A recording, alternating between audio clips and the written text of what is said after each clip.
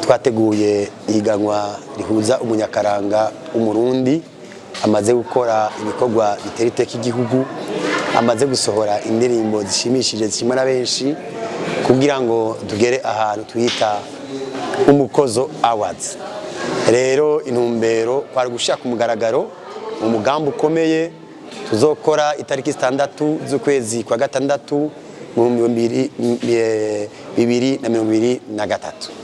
Aha rero azwa n'ibihugu bitandukanye bizoza kwifatanya natwe, turashaka kuvuga igihugu ca Espagne, igihugu ca Inde, ahari bazo barimwo za Djibouti, Senegal, hamwe Brazzaville, Congo Brazzaville hamwe n'u Rwanda. Aha rero ni nango ikomeye kuko nkuko mwavyumvise magiye barayaga abatumire bacu harimwo n'umuntu w'inzobere cyane Patiri Adriano Ntabona yabivuze yuko ari intanga ikomeye kumunyakaranga kugira ngo atere imbere muri kame ka muntu yamakora agomba kurondenya unatoyishira imbere cyane.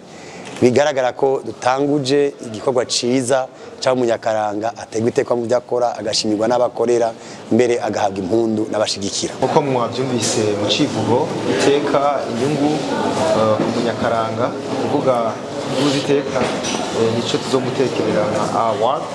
Ama tuvuze inyungu naho impamba cyangwa ibahasha izo biherekeje ibikorwa byiza niyo wadazo yaronse.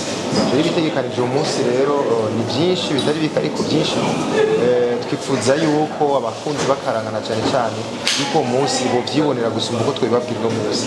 Anaco gituma tubararitse itariki ya 30 kwezi kwa gatandatu 2023 yuko atawusiba ku muntu wese yumva kwishimira igihugu cy'u Burundi n'akaranga kacu n'abanyakaranga umunsi ko yoba hari kugira ngo ashobore guha amahirwe ku munyakaranga wica nkuriya yifuza cyangwa kugira ngo duteze imbere ikigo cy'imico n'akaranga.